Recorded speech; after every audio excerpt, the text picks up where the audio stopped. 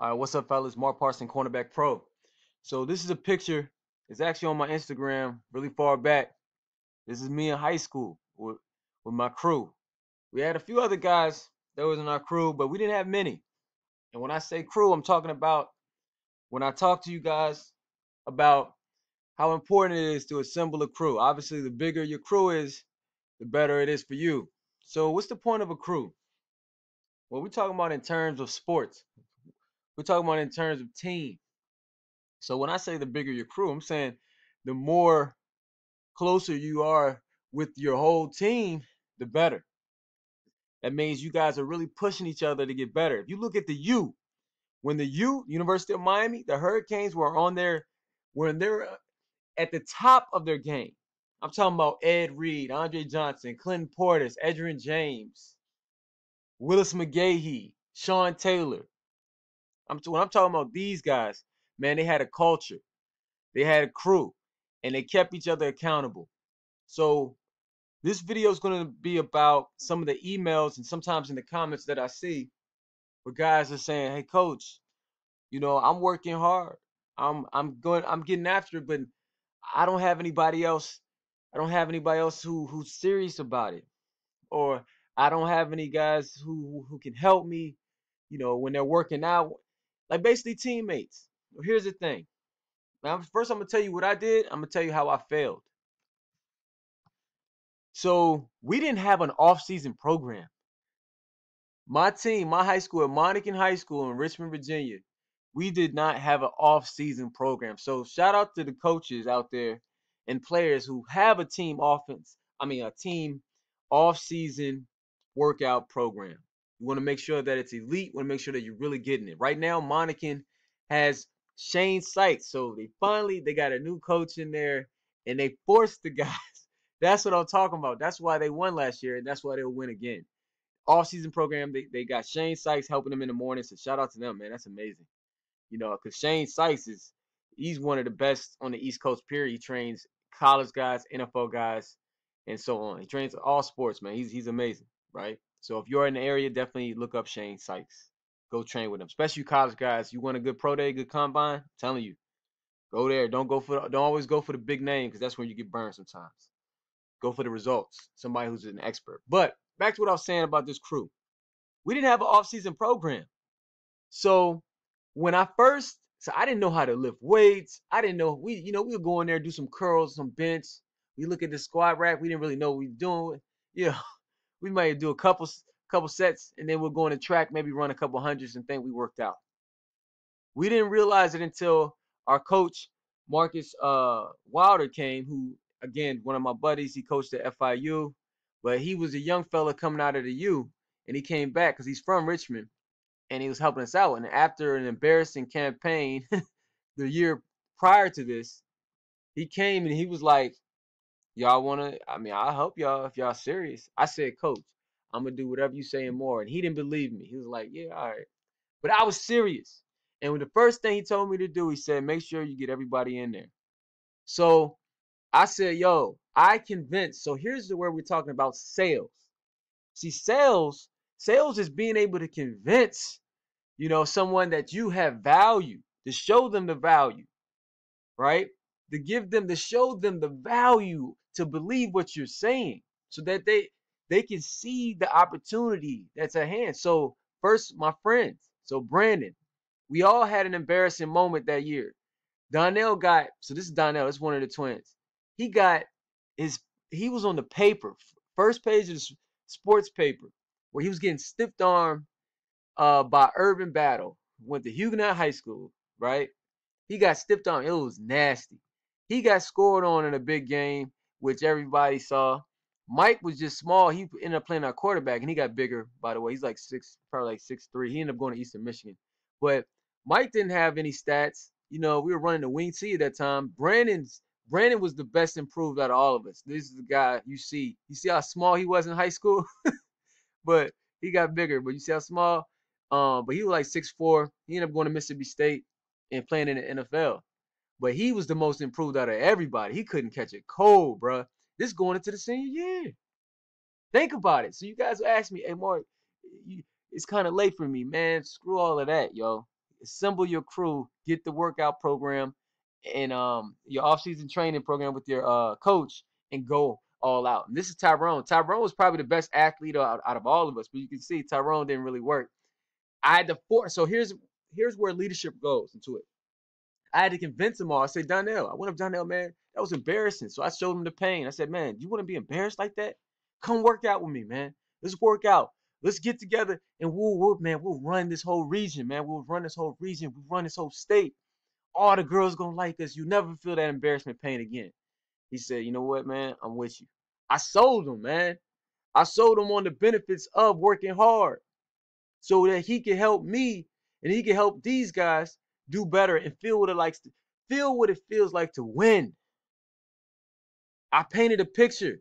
I painted a picture for his imagination to understand how important this is, how we're going to remember this for the rest of our lives, which is true.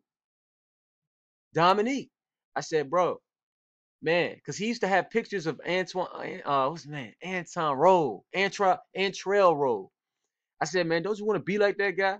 Don't you want to be, don't you want to, when you walking through the school, everybody say, hey, what's up, man? I sold him, bro. I sold him on the dream. I sold it because I knew. I looked at those guys. I used to watch the videotapes of those guys having fun on the field. That was my dream school. I was like, yo, they having fun out there. Everybody love them. They on national television. My boy Mike, if you go out there, man, I'm telling you, we can change the offense. The coach won't run the one wing tee because the wing tee is not really a passing friendly type of offense. I said, if you work hard, the coach will trust you. We could change this offense. It'll be better for all of us. Just come out there, lift weights, and we can get to college, man. We can do this and we can do that. He believed it. Same thing with Brandon. I said, Brandon, man, Tyrone, you guys are some of the best athletes out here. You got to get bigger. We got to get stronger. So you have to sell them, guys.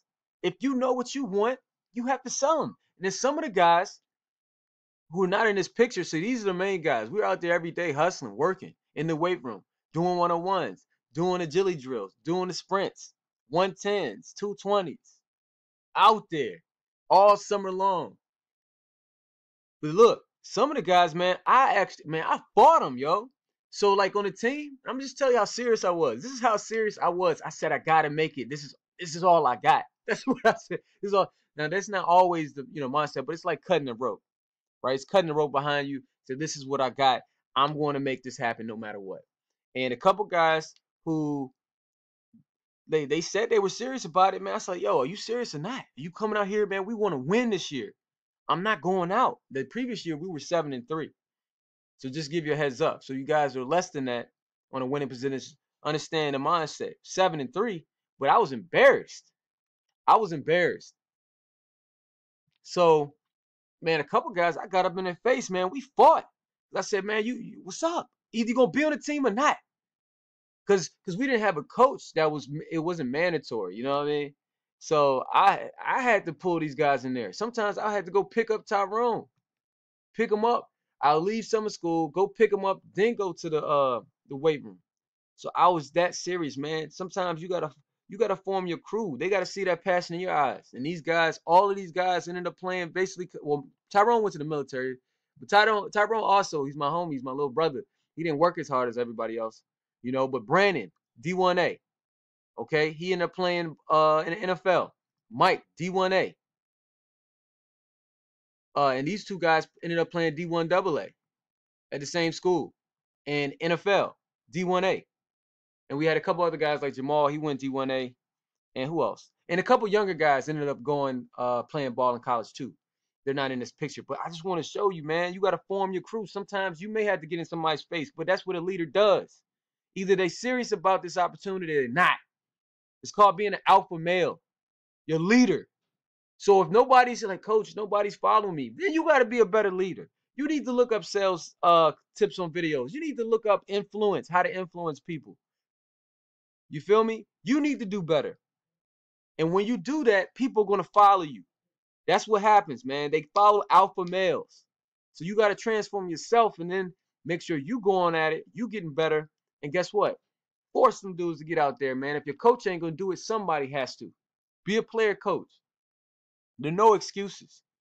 And here's where I failed. I didn't get the whole team out there.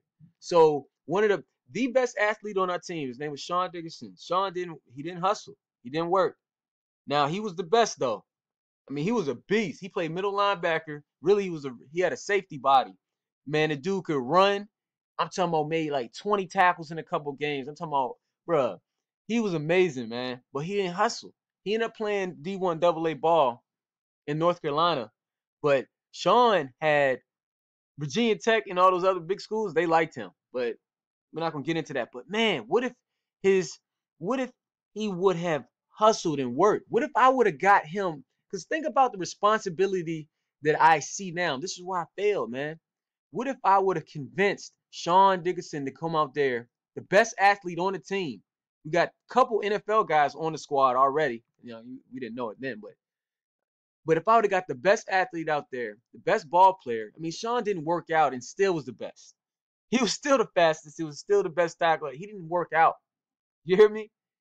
He was one of those Kool-Aid and cookie eating dudes and smoking before the game. Okay? I'm just giving you a glimpse of what Sean was, right? And still be the best on the field. Imagine if I could have convinced that guy to come out there, let the girls go, let the smoking go, let all that other stuff go. Imagine what he would have done in his life. It's my responsibility, and I failed him. You see how important this is? You can help guys. Now, look, I'm not saying going out of your way to the point where you're damaged, or hurt, or you fail. Your chances go down. I'm talking about, man, for the team. It's up to you to form that crew. It's up to you to lead these guys. So you got to lead by example. You got to lead by voice. You got to lead by results. It's up to you. Bottom line. So I remember, because I remember it was funny because I was upset. We went 9-1 that year, and my coach Wilder, he was like, "Yeah, man, it's your fault, Mark." I was like, "What you mean it's my fault, bro? I set 5 different records. I did this, I did that." We used to have like conversations like that, so we could talk like that with each other. I was like, "What you talking about, man? This is the best. I set all types of records. I helped us win. I was the guy who was forcing guys and getting guys in that weight room, right? I'm the one doing it, man. What you mean? How's it my fault? It was your fault. You only got like 7 guys in there working out. You didn't get the best athlete on the team in there. You didn't get Kappa in there. You didn't get this guy in there. You didn't get this guy. You didn't have your offensive line in there. It's your fault. We were depending on you, and you didn't get it done." And I was like, you know what? Let me stop talking back. Let me reflect on it, and let me evaluate it. And he was right. It was up to me. So in a war, the general could be like, "Oh, we did this and that," but look, did you win the war? You won some battles, but did you win? No. So guess what? You failed us all. So you got to take that responsibility, and you got to take that leadership level and take ownership of it all. And if you don't get everybody on board, it's your fault. All right? And that affects everybody. When you're winning, when you're at school and you're winning, everybody's feeling better. It's just a better vibe. The teachers are feeling better. The lunch ladies are feeling better. The janitors are feeling better. You understand? But when you're on a losing team, the vibe is different. Even if nobody says it, the vibe is different. Be a winner. Off season is where you really get it done. And then ball out during the season. Make it second nature. Get it done. This time in my life is probably one of the best times in my life. I was going through a lot of pain and struggle, but it's one of the best times in my life. And all of us are still homies. All of us, because we went through that trial and tribulation period. There's a lot of stuff that was going on. I almost gave up football because I was down. Didn't see necessarily all the results I wanted to see. And then that year, balled out. So that's how it is. All right. So it's on you to get those guys out there and with you working. No excuses. There's over 1 billion people on this earth. There's over billions. There's billions of people on this earth. You can find somebody. All right. Convince them, influence them to be better, to help you get better, and you get better as a team. All right. Make sure you guys email me at cornerbackpro@gmail.com. Ask for all the programs. Definitely one-on-one mastery for all my corners. Let's get it. Peace.